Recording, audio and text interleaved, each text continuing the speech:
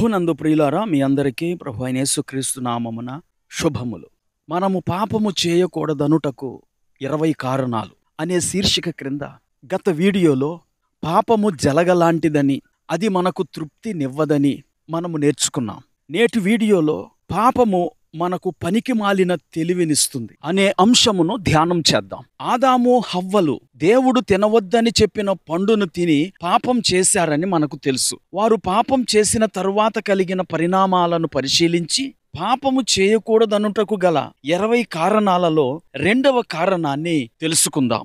ఆజ్ఞాతిక్రమమే పాపము అని 1 యోహాను 3:4 మనం చదువుతాం. దేవుని ఆజ్ఞను మీరుటయే పాపం అన్నమాట.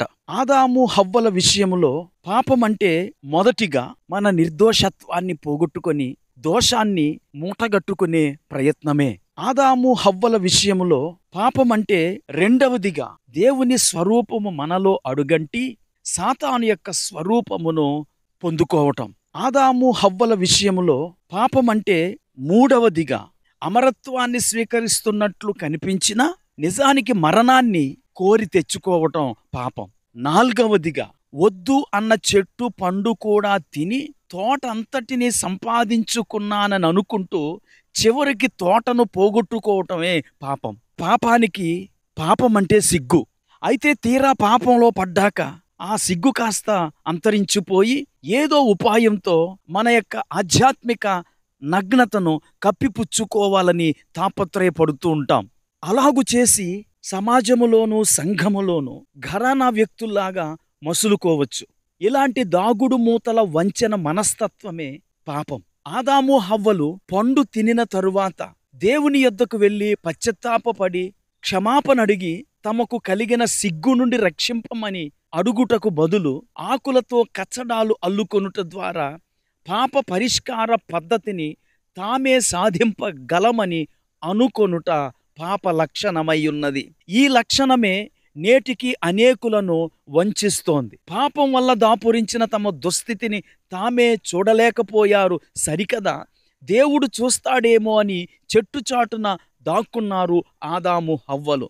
అంటే పాపము చేసి దేవుని నుండి పారిపోవచ్చు అనుకునే తెలివి పాపం వల్ల వారికి వచ్చింది. పిల్లి పాలు తాగుతూ తనను ఎవరూ చూడట్లేదు అని అనుకుంటుందంట. పాపం చేసేవారు కూడా అలాగే భ్రమపడుతూ ఉంటారు, అందరికీ తెలిసిపోతూ ఉంటారు. యోనా కూడా ఆ విధంగానే మోసపోయాడు. దేవుని యొద్ద నుండి పారిపోతున్నానని అనుకున్నాడే గాని దేవుని దగ్గర నుండి ఎక్కడికి పారిపోలేడని అతనికి అర్థం కాలేదు. ఆదామవ్వలు దేవుని నుండి తమను తాము మరుగు చేసుకుంటున్నామనుకున్నారు గాని దేవుని కన్ను సమస్తము చూడగలదని గ్రహించలేకపోయారు. ఇక్కడే పాపము చేయకూడదనుటకు గల 2వ కారణము బయటకు వస్తోంది. అదే మనము దేవుణ్ణి కన్ను కప్పాము అనే భ్రమను సాతానుడు మనకు కలిగిస్తాడు. ఎప్పుడైతే ఆ పాపాన్ని ఒప్పుకొని విడిచిపెడతామో అప్పుడు మన భ్రమలన్నీ వట్టివి అని తేలిపోతాయి. ఈ విషయాన్ని చక్కగా అర్థం చేసుకున్నాడు దావీదు భక్తుడు.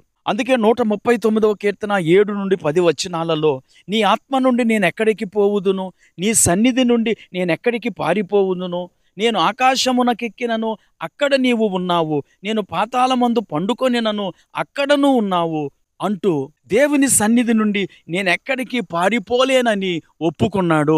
మళ్ళీ పాపము చేయకుండా దేవుని కొరకు జీవించాడు. ప్రియులరా, ఈ పాటికి మీకు అర్థమై ఉంటది, పాపము మనలను భ్రమపరుస్తుంది. నీవు చేసే తప్పు ఎవరికీ తెలియదులే అని చెప్పి పాపములోనే కొనసాగటానికి పాపమే నిన్ను ప్రోత్సహిస్తుంది. అందుకే పాపము చేయకూడదు. పాపము చేసేవారు పాపం వల్ల కలిగిన భ్రమలో ఉండి ఎవరికి ఏమీ తెలీదు అనుకుంటూ పాపములో కొనసాగుతారు.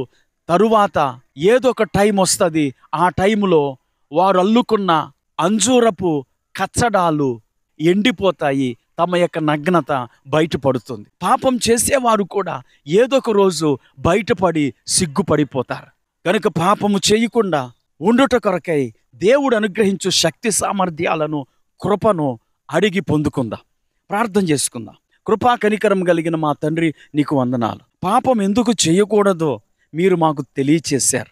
ఈరోజు అనేక మంది పాపం వల్ల కలిగిన భ్రమను బట్టి తమ్మును తాము మోసపుచ్చుకుంటూ జీవిస్తున్నారు. ఈ వాక్యం విన్న ప్రతి ఒక్కరూ పాపమును విడిచిపెట్టి నీ కొరకు జీవించే భాగ్యం దయచేయమని యేసుక్రీస్తు నామములో ప్రార్థించి వేడుకుంటున్నాము. ఆమేన్.